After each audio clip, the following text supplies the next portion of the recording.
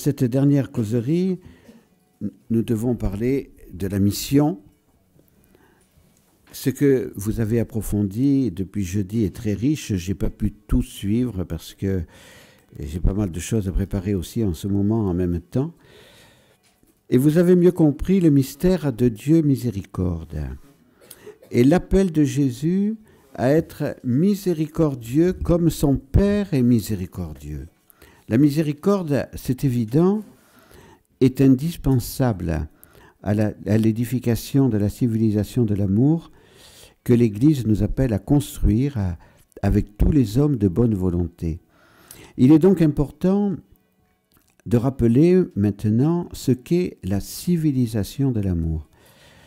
Je vais répéter, c'est évident, des enseignements que j'ai déjà donnés, particulièrement lors du rassemblement des jeunes à Pentecôte 2013, mais la répétition est très importante pour bien assimiler les idées. Saint Ignace a fait de la répétition l'une des clés majeures de ses exercices spirituels. Les nombreuses répétitions qu'il a faites faire au fier François Xavier, particulièrement en lui rappelant cette phrase de Jésus « À quoi cela sert-il de gagner le monde si l'on vient à perdre son âme ?» a permis à François Xavier de se convertir et de devenir l'un des plus grands missionnaires de tous les temps et le saint patron des missions aujourd'hui. Alors, reprenons ce que je vous disais en commençant la Pentecôte 2013, reprenons 3 expressions liées entre elles. Nouvelle Pentecôte, civilisation de l'amour, triomphe du cœur immaculé de Marie. Ces 3 expressions ont été utilisées par les derniers papes, Jean XXIII, Paul VI, Jean-Paul II, Benoît XVI. Nous devons les utiliser sans peur et en ayant confiance dans leur caractère prophétique. Marthe Robin a réalisé pleinement sa vocation le jour où elle a compris que tant que l'on n'avait pas tout donné, l'on n'avait encore rien donné. Pour Mère Marie-Augusta, une seule chose compte pour la vie éternelle, c'est aimer, aimer. Mais attention, il ne s'agit pas d'aimer n'importe comment pour avoir la vie éternelle.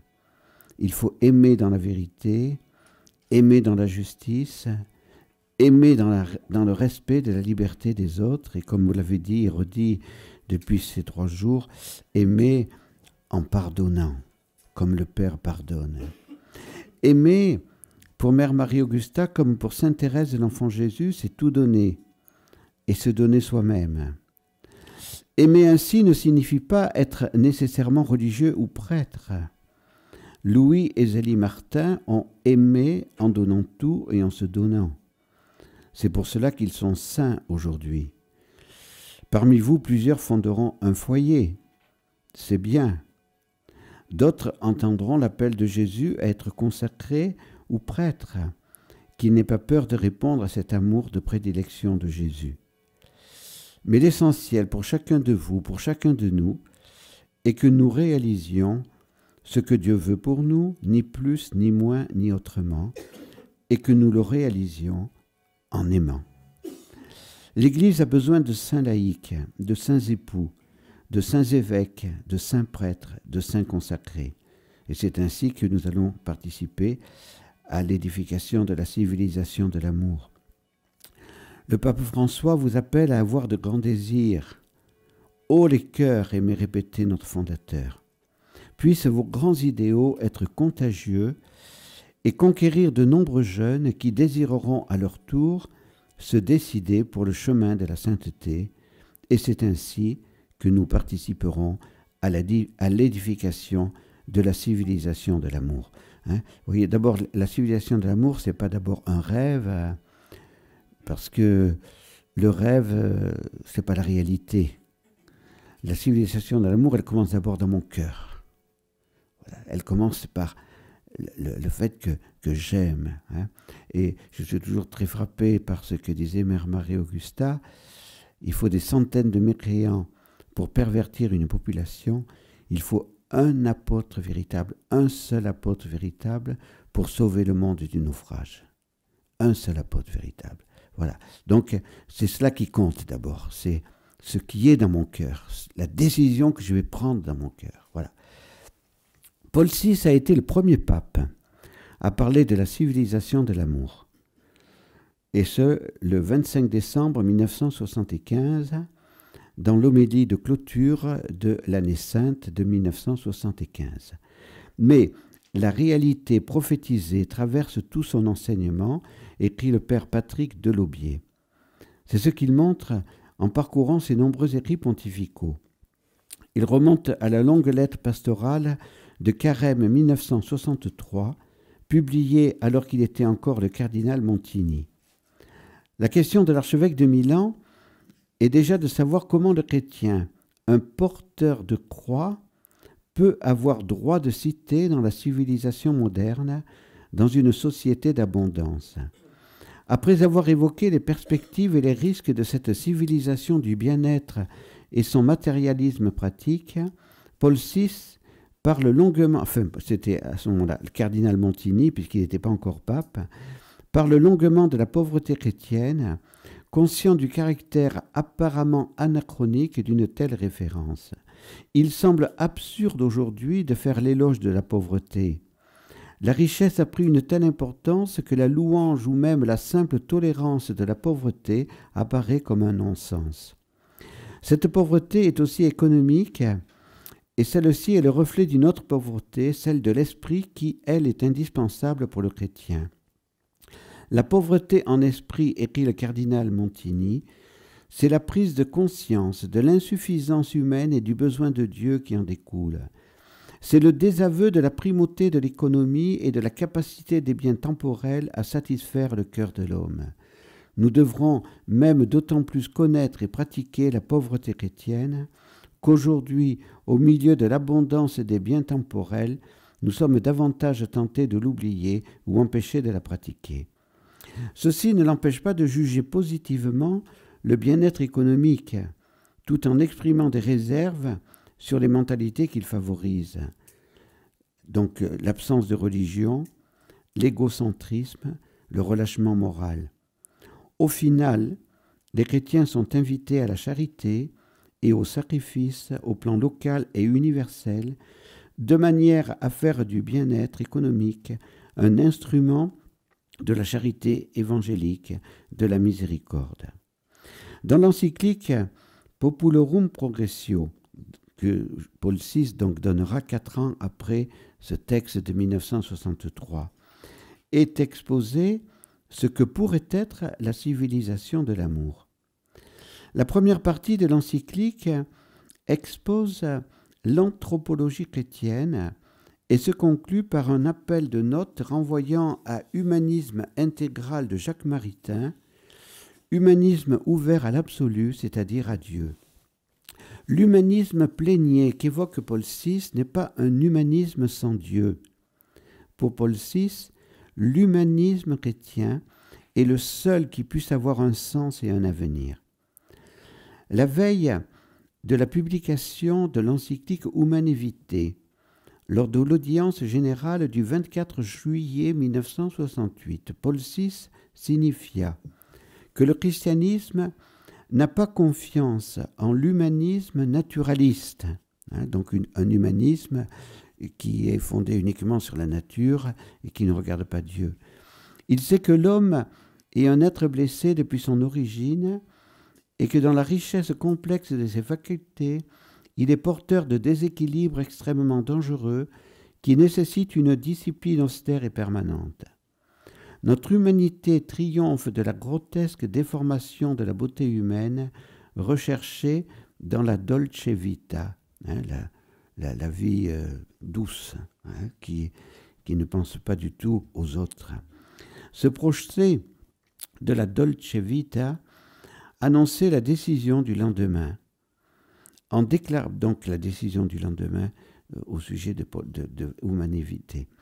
En déclarant intrinsèquement déshonnête toute méthode artificielle de régulation des naissances, l'encyclique allait à l'encontre de l'ère permissif et jouissif du temps et qui prend sens dans une conception d'un humanisme chrétien dont la force vient du Christ et qui contient une part de renoncement de soi.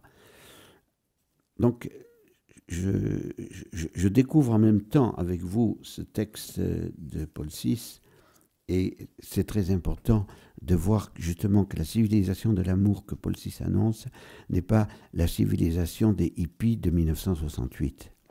Hein, la civilisation de tout est beau, etc. Voilà, et donc il est interdit d'interdire. Pour le pape, la civilisation de l'amour s'oppose à la contestation, au matérialisme et au conformisme, qui est une conséquence de la peur.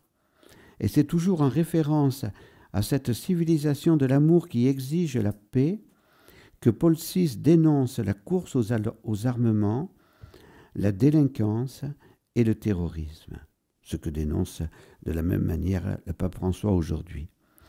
L'étude des différents textes de Paul VI fait apparaître que cette civilisation de l'amour est une réalité non pas utopique mais surnaturelle. Pour dire les choses autrement, ce n'est pas un mythe, mais un mystère qui exige la foi pour être envisagé. La civilisation de l'amour attend la conversion des chrétiens. Une conversion qui renouvelle en profondeur les capacités d'aimer et de vivre ensemble. Telle est la conviction à laquelle Paul VI n'a jamais dérogé, même au cœur des années de tempête qui ont suivi le concile.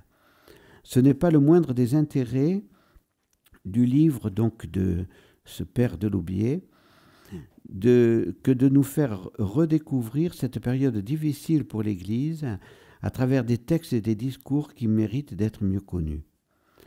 Voilà, donc comprenons que la civilisation de l'amour dont parle Paul VI est une civilisation qui est exigeante, et on va voir encore pourquoi elle est liée au triomphe du cœur immaculé de Marie. Cette civilisation de l'amour ne peut pas être édifiée parce que le règne de Satan l'empêche. C'est dans cette perspective qu'il faut comprendre ce que nous appelons le triomphe du cœur immaculé de Marie. Alors, quand je parle du règne de Satan l'empêche, dans la consigne du mois de juillet, je vous avais cité le cardinal Caffarra qui avait écrit à sœur Lucie au moment où Jean-Paul II lui demandait de fonder l'Institut pontifical pour la famille, et sœur Lucie, donc la survivante des voyants de Fatima, lui avait répondu en disant que le dernier combat de Satan le dernier combat de Dieu contre le règne de Satan serait la famille et le mariage. Voilà. Donc, et j'avais souligné la semaine dernière, oui, des foyers amis, sœur Lucie parle pas du combat de Dieu contre Satan, car ce combat, ou du moins du combat de Satan contre Dieu, ce combat durera pour toujours, mais le combat contre le règne de Satan, parce que nous sommes dans un monde où règne Satan. On le voit avec les lois de l'avortement, de l'euthanasie. Oui, aujourd'hui, c'est la fête de tous les saints. Quel est le premier titre des informations dans Google ce matin? Eh bien, ou du moins le deuxième, parce que le premier, c'est l'accident d'avion qui est dramatique, bien sûr, de Russes qui s'est écrasé en Égypte avec 230 personnes à bord. Bon. Et puis, eh bien, ce docteur Bonnemaison, hein, c'est Bonnemaison qui s'appelle? Oui.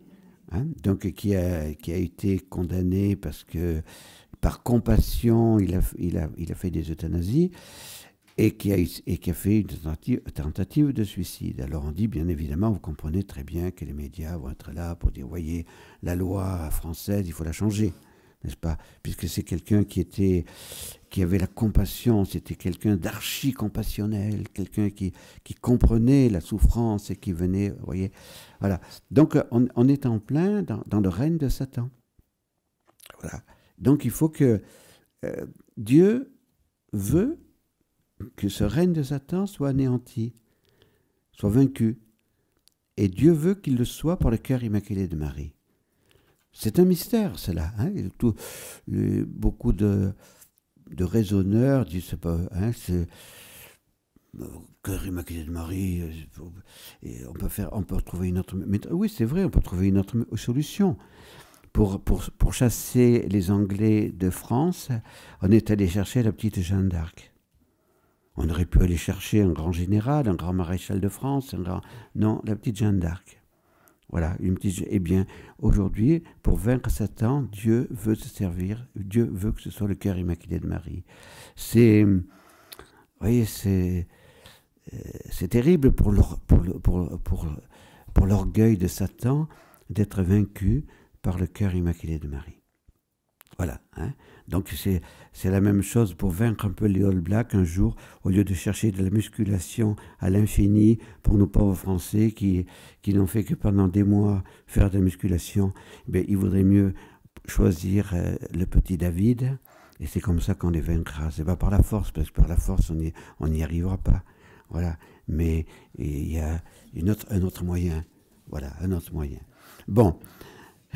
Donc ce triomphe du cœur immaculé de Marie, ce n'est pas nous qui l'avons inventé, il a été prophétisé à Fatima le 13 juillet 1917 par Notre-Dame. Donc au cours de l'apparition aux 3 petits-enfants de Fatima. Et le pape Benoît XVI a confirmé cette prophétie le 13 mai 2010. Et le pape Benoît XVI a dit, la prophétie de Fatima est la plus grande prophétie du XXe siècle. Il a même demandé de hâter ce triomphe. Et ce triomphe qui, de fait, est dans l'Écriture. Hein, dans l'Écriture, je vous ai parlé, en commençant la session, de la genèse du péché originel, et j'ai cité ce que Dieu dit au serpent, hein, tu atteindras la femme au talon, elle t'écrasera la tête. Ou, bon, son fils t'écrasera la tête. Il y a 2 traductions un peu distinctes entre le grec et l'hébreu, mais c'est pareil. Si la femme écrase la tête du dragon, du serpent, c'est qu'elle est revêtue de la force de son fils. Voilà. Donc, le triomphe, c'est celui-là. C'est aussi le triomphe qui est proclamé dans le chapitre 12 de l'Apocalypse, où on voit le combat entre la femme et le dragon. Le plan de Dieu est le suivant. Le serpent s'est servi de la première femme Ève pour faire chuter le premier homme Adam. Bon, vous voyez, Saint Paul est gentil, il ne parle que du péché de l'homme. Il faudrait dire que votre dignité, les femmes, c'est que vous dites quand même, nous y avons collaboré. Et vous y avez bien collaboré. Bon. Donc, voilà, le serpent s'est servi de la femme pour faire tomber l'homme. Donc Dieu veut, parce qu'il y a eu ce fait historique, et bien que ce soit par la femme, la Vierge Marie, que soit vaincu le grand ennemi de Dieu et de l'humanité, Satan. Le 13 mai 1981, Satan pensait avoir réussi son plan diabolique, tuer Jean-Paul II. Mais le cœur immaculé de Marie a sauvé ce pape, qui lui était totalement consacré. C'était un premier fruit du triomphe du cœur immaculé de Marie. Et rien n'arrive par hasard. Hein. L'attentat arrive le jour anniversaire de la première apparition de Notre-Dame à Fatima, 13 mai. Notre pape François a grande confiance dans la prophétie de Fatima. Les évêques portugais, à sa demande, ont consacré son pontificat au cœur immaculé de Marie à Fatima le 13 mai 2013. Ayons nous aussi une plus grande confiance en la Vierge Marie et renouvelons souvent notre consécration à son cœur immaculé. Mais le triomphe du cœur immaculé de Marie ne se fera pas par un coup de baguette magique. Il est précédé, il est préparé par la nouvelle Pentecôte que Marthe Robin a été la première à annoncer en 1936. Donc vous voyez, civilisation de l'amour, triomphe du cœur immaculé de Marie, nouvelle Pentecôte. Jean 23 a utilisé plusieurs fois l'expression nouvelle Pentecôte. Le 2 juin 1963, peu de temps avant sa mort, il disait « L'Esprit Saint est comme le cœur de l'Église et l'auteur perpétuel, le dispensateur de son printemps refleurissant. Aussi, sous sa conduite et sa protection, le concile sera-t-il fécond et portera-t-il le fruit désiré par tous ?» Voilà, donc la veille de sa mort, il dit cela, et le concile venait juste de commencer. Il a présidé la première session, et ensuite c'est le pape Paul VI qui présidera les 3 autres sessions des 3 années suivantes. Donc le fruit désiré du concile, c'est la nouvelle Pentecôte, le rajeunissement des membres de l'Église par la sainteté. Le pape Paul VI disait le 20 août 1967 « Le concile a été pour l'Église une nouvelle Pentecôte du fait que son auteur principal fut l'Esprit Saint. » Il ne faut pas interpréter cependant, mal interpréter la réalité de cette nouvelle Pentecôte. Vatican II n'est pas une révolution, il n'a pas fondé une nouvelle Église, mais comme Benoît XVI n'a cessé de le dire, il y a une continuité de Vatican II avec tous les conciles qui l'ont précédé. Notre fondateur préférait le mot développement. L'Église est comme un grand arbre qui grandit. De nouvelles branches apparaissent, de nouveaux fruits, mais c'est toujours le même arbre avec les mêmes racines. C'est cela la continuité, le développement. Ainsi, la nouvelle Pentecôte est un prolongement de la première Pentecôte. Et c'est pour cela que Jean-Paul II parlait d'une Pentecôte perpétuelle, d'un nouveau printemps de l'Église. Nous vivons la saison du printemps. C'est important de le savoir, mais on n'est qu'au premier jour du printemps, parce que nous sommes toujours dans l'hiver, même si on va entrer dans l'automne. Bon. Mais au niveau de l'histoire de l'Église,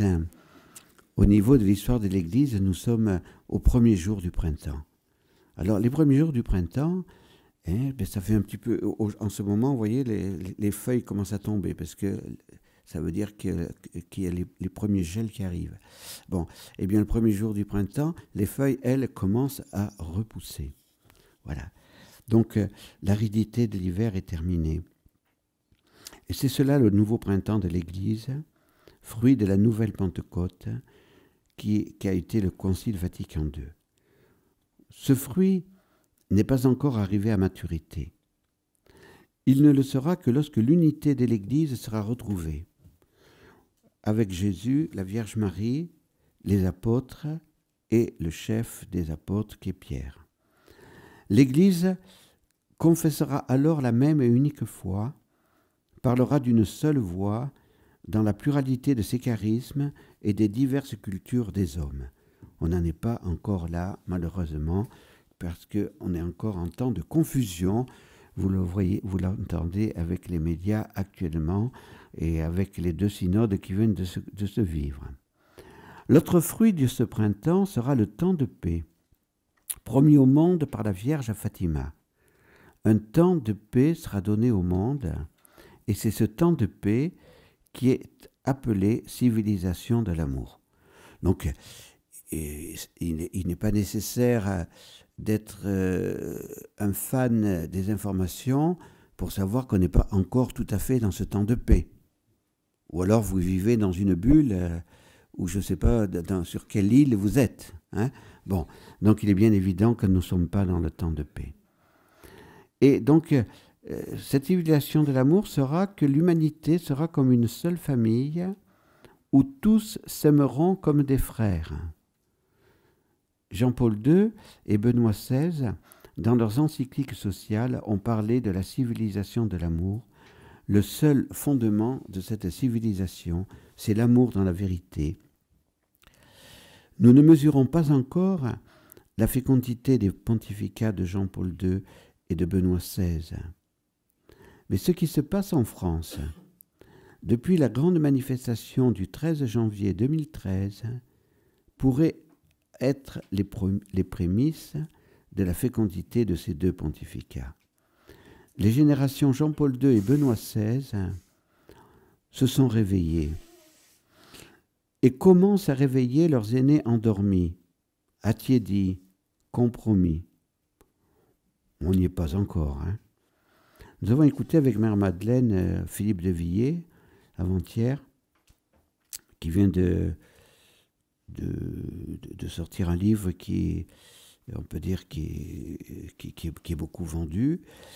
Et Philippe de Villiers est un homme d'une profonde culture et qui montre toutes les compromissions des hommes politiques d'aujourd'hui. Donc, il est temps que de nouveau Philippe de Villiers se réveille et que la France puisse retrouver sa mission propre. Donc, en cette année 2013, il y a eu plusieurs élans, plusieurs manifestations, et cela a étonné le monde entier. D'où vient ce réveil? D'où vient cet élan? Non pas d'idéologie politico-politicienne, mais du cœur de la France profonde. Du cœur de la France, fille aînée de l'Église, du cœur de la France et de ceux qui ont retrouvé la fidélité à leurs racines chrétiennes. Voilà. Donc, il nous appartient maintenant de prier, de nous convertir pour que se réalise cette civilisation de l'amour. Alors, pour vous aider encore à comprendre un peu plus cette civilisation de l'amour, je vous rappelle encore ce que je vous avais dit, ou du moins à l'un ou l'autre d'entre vous, au sujet de Mère Marie-Augusta et de Jean 23, puisqu'on peut dire que chez l'un et chez l'autre, nous avons déjà le même appel que chez Paul VI. Après cet appel de Paul VI, voici ce double appel qui a précédé celui de ce bienheureux pape, celui de Mère Marie-Augusta et de Jean 23, qui ne se sont jamais rencontrés, qui ne se connaissaient pas, mais qui ont lancé le même appel à l'amour. L'un et l'autre sont décédés en 1963. Mère Marie-Augusta le 11 avril 1963, le jour où Jean 23 signait et donnait au monde sa grande encyclique Pacem in terris, paix sur la terre. Notre fondateur a toujours estimé que cette encyclique a eu une efficacité très grande et elle a permis que la guerre nucléaire, on peut dire, ne voit pas le jour. Car nous étions menacés par la guerre nucléaire. Il y avait il y a eu la crise de Cuba, donc les Russes avaient mis à Cuba des bombes atomiques pour pointer sur les États-Unis, et Kennedy donc avait menacé de guerre atomique la Russie. Eh bien, les Russes ont reculé, la guerre atomique n'a pas eu lieu. Et le père a toujours pensé que l'encyclique Pacem in terris et l'action de Jean 23 avaient permis cela, et Mère Marie-Augusta, par sa prière, par sa souffrance, par son offrande, a obtenu, avec Marthe Robin, avec le Padre Pio, avec tout, eh bien, que la guerre nucléaire ne se fasse pas. Donc, vous voyez, comme je vous ai dit tout à l'heure, il suffit d'un seul être. Il faut des centaines de mécréants pour pervertir une population. Il suffit d'un seul apôtre, d'un apôtre véritable pour le sauver du naufrage. Eh bien, nous pouvons dire, Mère Marie-Augusta a été cet apôtre véritable. Et elle meurt donc ce 11 avril, le jour où Jean 23 donne Pacem in terris. Et Jean 23, voilà, donc le jour où il donne cette encyclique Pacem in terris, parle d'un appel à l'amour de Jésus. Voilà, il dit, mon encyclique, c'est un appel à l'amour de Jésus. Or, la vie de Mère Marie-Augusta, c'est un appel à l'amour de Jésus. Jésus continue de lancer ses appels à l'amour. C'est son charisme. Voilà. Eh bien, cela est très important pour nous de savoir que le jour où meurt Mère Marie-Augusta, à Rome, le pape Jean XXIII, sans la connaître, dit « c'est un appel à l'amour de Jésus ». Voilà. Donc, nous devons avoir confiance que Jésus lance ses appels à l'amour et que cette civilisation de l'amour se réalisera parce que Dieu le veut. Non pas parce que nous le voulons, mais parce que Dieu le veut. Et Dieu nous donnera les moyens pour le réaliser. Donc, il y a le triomphe du cœur immaculé de Marie, hein. Il y a cette nouvelle Pentecôte, et il y a donc cette réalité qui sera la civilisation de l'amour. Mais, et c'est là le lien avec cette session, comment arriver à ce que cette civilisation de l'amour puisse se faire sans le pardon et sans la miséricorde? Ce n'est pas possible. Ce n'est pas possible. Donc, il est important de comprendre aussi tout l'enseignement de Pacem in Terris, l'enseignement de la doctrine sociale de l'Église et la civilisation de l'amour. Ce n'est pas un coup de baguette magique, c'est une transformation profonde des esprits et du monde. Et donc, le pape, dans cette encyclique Pacem in Terris, va donner 4 fondements de la paix, qui sera la liberté, la vérité, la justice et l'amour.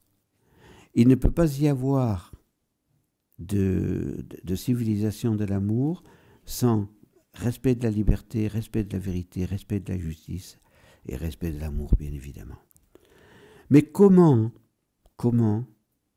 peut-on transformer une civilisation qui est marquée par un manque de respect de la liberté, qui est marquée par le mensonge, qui est marquée par l'injustice et qui est marquée par la haine? Comment le faire sans le pardon? C'est impossible. Donc vous avez entendu hier soir et avant-hier soir les témoignages qui vous ont été donnés, hein, et qui vous montrent que Dieu, eh bien justement, demande ce pardon. Alors, vous avez entendu Fouad, donc, qui est venu et qui a reçu la grâce de Notre-Dame des Neiges, et puis notre fondateur l'a beaucoup aidé, ça c'est vrai, hein, pour qu'il arrive à franchir ce pas. Voilà. Eh bien, c'est pas facile de donner le pardon à quelqu'un qui est responsable de ma cécité, qui est responsable de la mort de 30 personnes, qui est responsable, voilà. Eh bien, aujourd'hui, nous en sommes là, hein. Je pense à celui qui était appelé le roi de l'avortement, Bernard Nathanson, aux États-Unis.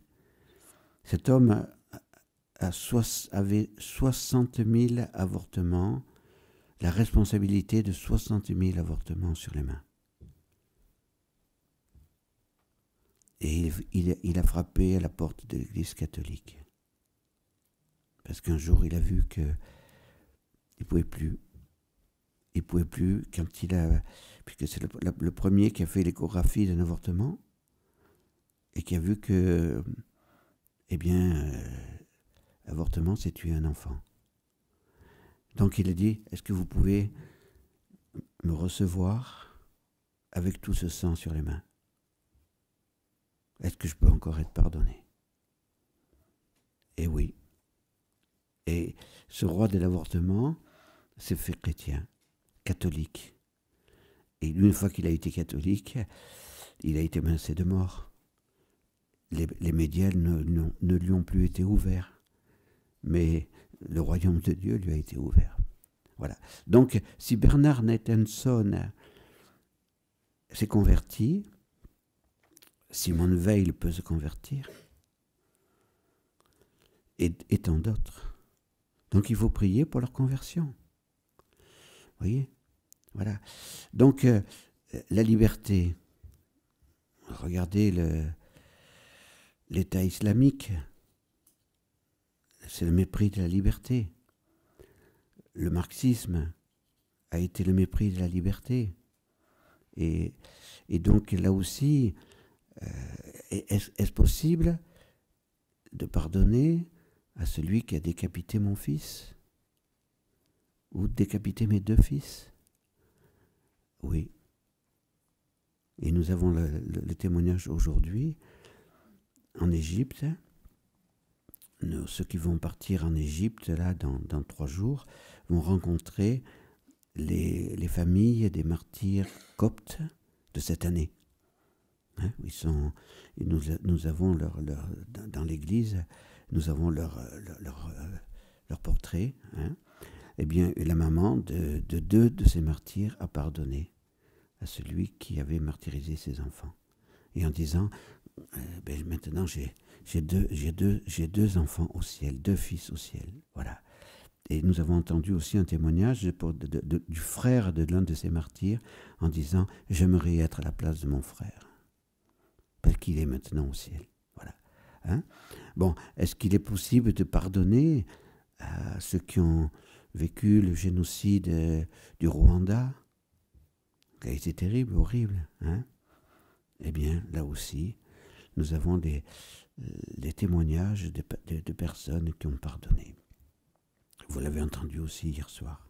Voilà. Bon, la liberté. Est-ce que nos sociétés dites libérales respectent vraiment la liberté? Voilà. Alors, on est soi-disant dans un gouvernement où justement on respecte le gouvernement de la laïcité. Hein. Donc laïcité, ça veut pas dire anti-religion. Hein. Faut savoir se défendre. Non, la laïcité, ça veut dire que chacun est libre de faire ce qu'il veut. Bon, nous avons un terrain, nous construisons un terrain pour accueillir des pèlerins. On est libre de faire ce qu'on en veut. Et vous voyez après ce qui arrive. Hein. Bon, mais bon, on fera. Le bon Dieu a de l'imagination. Voilà. Hein. Mais donc la liberté. Hein. S'il n'y a pas respect de la liberté, il n'y a pas de civilisation de l'amour. Et combien c'est difficile de respecter la liberté de chacun. Combien c'est difficile. Hein, combien, vous voyez, Dieu, lui, eh bien, crée des libertés. Et, eh bien, il a les anges les plus intelligents, les plus puissants se sont révoltés contre lui. Eh bien, vous êtes libre. Vous êtes libre. Voilà. Mais donc Lucifer et tous les autres qui se sont révoltés contre lui. Dieu a respecté leur liberté. La justice. Voilà, la justice, eh bien, vous voyez combien nous sommes dans un monde d'injustice. Hein. Encore hier, on parlait avec Jacques qui a fait sa turbine électrique. Et bien sûr que il commande une turbine à un groupe français, mais le français le fait sous-traiter par des Roumains, puisque en France, on dit que le coût horaire, on est à 37 € et quelques. En Roumanie, on est à 6 €. Est-ce juste? Ils ont fait des investissements pour produire, pour acheter du matériel, etc. Et ils vendent à perte. Résultat, 600 agriculteurs se suicident par an. Monseigneur Santaine a fait une messe pour eux le mois dernier. Célébré une messe pour eux le mois dernier à Vannes. Hein. Donc ça, c'est un problème grave. Voilà. Eh bien, pour la civilisation de l'amour, il faut qu'on se pardonne. Il faut que tout cela change. Il faut que...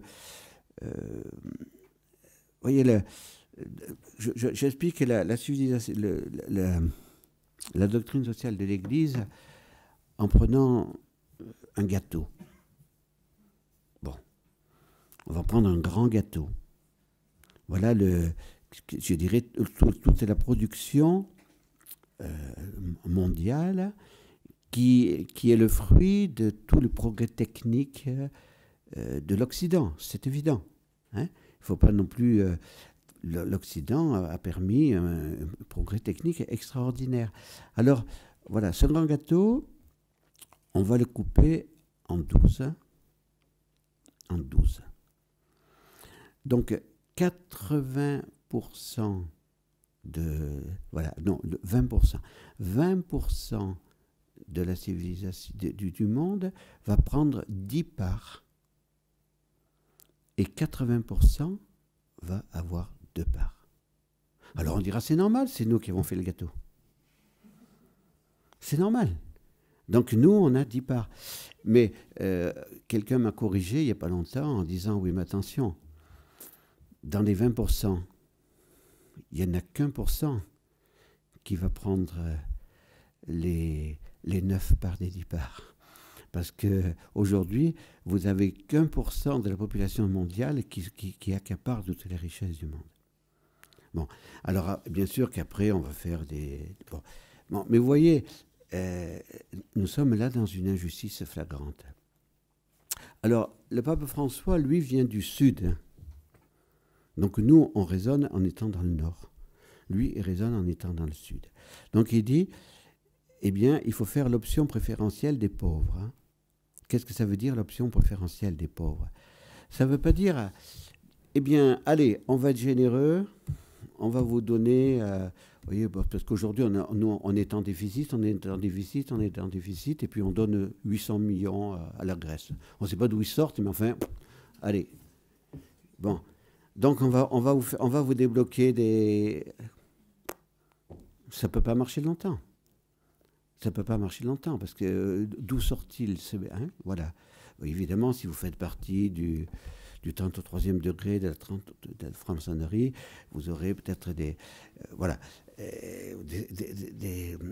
la solution du problème. Alors moi, j'en fais pas partie, donc je n'ai pas toute la solution du problème. Mais le pape François dit, non, il faut intégrer les pauvres dans la construction du monde. Et c'est ça qui est le plus difficile aujourd'hui dans l'histoire de la civilisation de l'amour. Il faut intégrer les pauvres, car les pauvres sont la richesse de l'humanité. Ils ont quelque chose à nous apporter. Ils ont à nous rappeler peut-être qu'on sait plus ce que c'est que la vie d'un village. On ne sait plus ce que c'est que la vie humaine. On ne sait plus ce que c'est tout simplement que l'humanité, que la fraternité. Aujourd'hui, on se trouve avec des distributeurs. On va... Papa, il y a plus... Mais si, papa, on n'a plus de sous. Mais si, papa, j'ai vu que tu mettes la carte. Tu sais, tu mets la carte, clac, il sort de l'argent. Voilà, on est un distributeur. On n'a plus de contact humain. Voilà. Eh bien, il faut retrouver, eh bien, ce sont les pauvres qui vont nous rappeler. Et il faut dire, eh bien, eux, ils ont quelque chose à nous apporter. Donc, il faut les intégrer dans la construction du monde. Alors, au lieu de vouloir partager le gâteau équitablement, et encore une fois, il faut dire, ceux qui ont construit le gâteau, eh bien, ils ont travaillé pour le développement de l'humanité. Hein? Et il n'y a aucun pauvre qui va dire Internet est une mauvaise chose, même si Internet peut être la poubelle du monde, mais peut être aussi le trésor du monde. Donc c'est là qu'il faut que la poubelle du monde cesse et qu'on l'utilise comme trésor du monde. Voilà. Mais aujourd'hui, tous les pauvres ont Internet. Ils ont tous la télévision, même s'ils vivent dans des taudis. Hein? Parce qu'il faut bien voir les All Blacks gagner. Hein? Voilà, il faut bien voir. Bon, et alors c'est là qu'il faut se dire, eh bien, ils sont des êtres humains comme nous, à l'image et à la ressemblance de Dieu comme nous. Et donc ils ont à apporter. Alors, eh bien, on va construire 6 gâteaux. Voilà. Et ainsi, on aura... Et en même temps, on dira, attention, la vie, c'est pas simplement de construire un gâteau. La vie, c'est pas simplement la richesse, le produit qu'on va produire. La vie, c'est aussi cette relation à Dieu, cette relation d'amour, cette relation, etc. Mais vous voyez, là, ça demande la participation de tous. Ça demande la participation de tous. Alors, je ne peux pas tout vous dire, mais je vous rappelle ici, voilà, ce que disait Pierre-Olivier Ardouin. Il disait, voilà, il y a une urgence éducative. Voilà, pour que nous puissions édifier cette civilisation de l'amour, parce que Dieu veut bien nous aider et permettre ce triomphe du cœur immaculé de Marie, mais il faut que de notre côté, nous collaborions. Donc, l'éducation est fondamentale. Il faut se mettre à l'éducation. Et c'est ça que le Père et Mère Marie-Eustache ici ont compris, la nécessité de l'éducation. S'il n'y a pas d'éducation, c'est fini, on ne peut pas y arriver. On ne peut pas y arriver. Parce que s'il n'y a pas d'éducation, c'est la loi de la jungle. Ça veut dire, je vais travailler pour moi, je vais travailler pour gagner de l'argent, je vais travailler pour avoir du pouvoir, je vais travailler... Non. L'éducation, ça veut dire que, eh bien, je dois moi-même faire triompher la loi de l'esprit sur la loi de la chair. Hein, je dois moi-même comprendre que la vie, c'est d'abord le don désintéressé de moi-même, et c'est comme ça que je pourrais aider. Alors l'éducation, elle commence d'abord à la maison. Elle commence dans une famille. Donc c'est pour ça que l'Église, et c'est pour ça aussi que le démon, vous voyez, Sœur Lucie l'a bien dit, le dernier combat entre Dieu et le règne de Satan concernera la famille et le mariage. Parce qu'en détruisant la famille, Satan détruit l'humanité. Puisque la première œuvre de Dieu, c'est de construire la famille. Donc aujourd'hui, il faut reconstruire la famille. Vous voyez, actuellement, nous sommes dans une...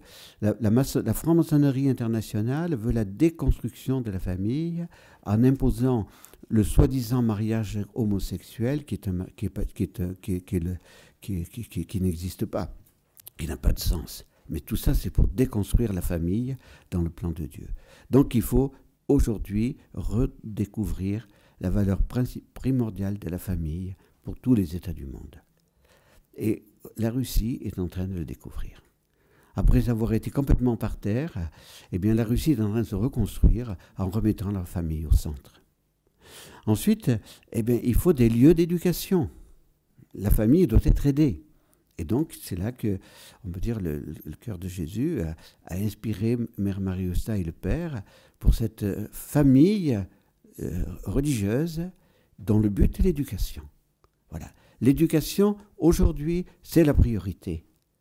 Il ne suffit pas d'aller sous les ponts et d'aller partager la vie de ceux qui vivent sous les ponts et de leur donner un quignon de pain, de leur donner un peu d'argent. Bien sûr qu'il le faut, mais il faut leur donner une éducation pour leur dire, il faut que tu te remettes debout, il faut que tu arrives, toi aussi, à participer à la vie de ce monde. Hein. Et ça, c'est un travail difficile. Hein. C'est pour ça que même dans nos civilisations où on donne de l'argent parce que, bon, vous n'avez rien, on va vous donner une indemnité. Mais il vaudrait mieux qu'on donne une indemnité en demandant en compensation un travail. Hein, tu vas participer à l'aménagement du territoire, tu vas participer, voilà, et puis tu auras un petit salaire. Mais donner de l'argent pour rien faire, ça n'édifie pas, ça ne construit pas. Voilà. Urgence du dialogue. Il ne peut pas y avoir de civilisation de l'amour sans dialogue. C'est pas possible.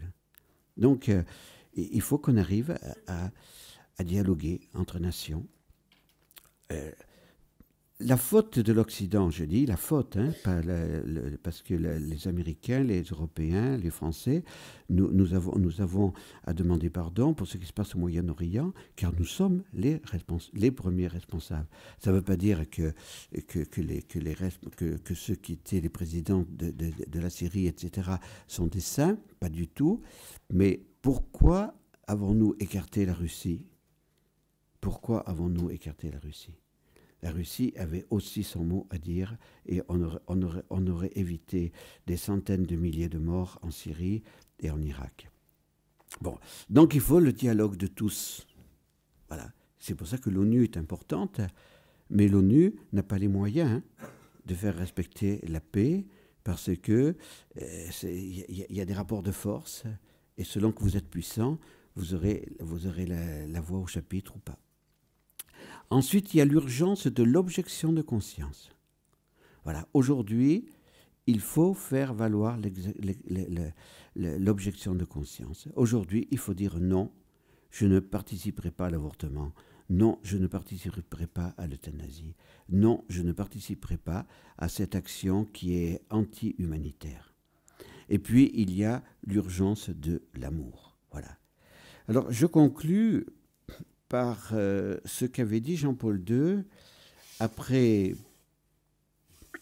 son voyage apostolique en Alsace. Et là, il avait tracé le programme de la réévangélisation de l'Europe. Reconstruire l'unité dans la vérité en écoutant le message du Christ et en le vivant avec cohérence. Voilà. Il faut reconstruire. Donc vous êtes appelés à reconstruire. Vous êtes appelés, deuxièmement, à réagir avec courage et décision contre la déchristianisation. N'ayez pas peur d'être courageux. N'ayez pas peur de dire non. N'ayez pas peur de vous lever. Et puis, reconstruire les consciences à la lumière de l'évangile du Christ. Voilà. Hein, ce n'est que comme ça. Sinon, l'Europe n'a plus d'avenir. Sinon, l'Europe n'a plus d'avenir. Bon, frère François-Marie, on conclut par le rugby. Le rugby, ce qui se joue là actuellement nous montre que le Nord, nous sommes en perte de vitesse complètement. Hein? Les 4 équipes qui étaient en demi-finale, elles sont du Sud. Elles sont du Sud. Et la France, on est parti par la petite porte. On ne sait pas par quelle porte ils sont arrivés à Orly. Mais bon, je les plains, les pauvres. Hein. C'est vrai, quand on perd 62-13, ça fait... C'est terrible. Mais non, mais c'est vrai, parce qu'il faut être sur le terrain quand même. Hein, quand on perd 62... Oui, mais tout ça, ça veut dire quoi? Ça veut dire que l'Australie, ça veut dire que l'Argentine, ça veut dire que la Nouvelle-Zélande... Hein, ça veut dire que l'Afrique du Sud, ça veut dire que toutes ces nations du Sud, eh bien, elles ont des jeunes. Hein. Elles ont des jeunes. Parce que quand on n'a plus de jeunes et qu'on les a avortés, qu'est-ce qu'on va faire? Eh bien, nous, on va acheter les joueurs quand ils sont arrivés à la fin de leur apogée. Hein. C'est-à-dire que le grand capitaine des All Blacks, on va l'acheter en France, il va jouer, mais il a fini, lui. Et les jeunes qui viennent derrière seront meilleurs que lui dans 1 an. Mais nous, voilà, il sera au Paris Saint-Germain. Bon, ben, enfin, Paris Saint-Germain pour Ibrahimovic, pour le football. Mais vous voyez, il ne fait plus rien du tout. On lui donne de l'argent tant qu'il veut, mais les jeunes qui sont derrière, ce sont eux. Et donc, au sud, nous avons les jeunes. Au nord, nous n'avons que des retraités. Alors, les jeunes, réveillez-vous. Et à vous maintenant à changer la France et à changer l'Europe. Voilà.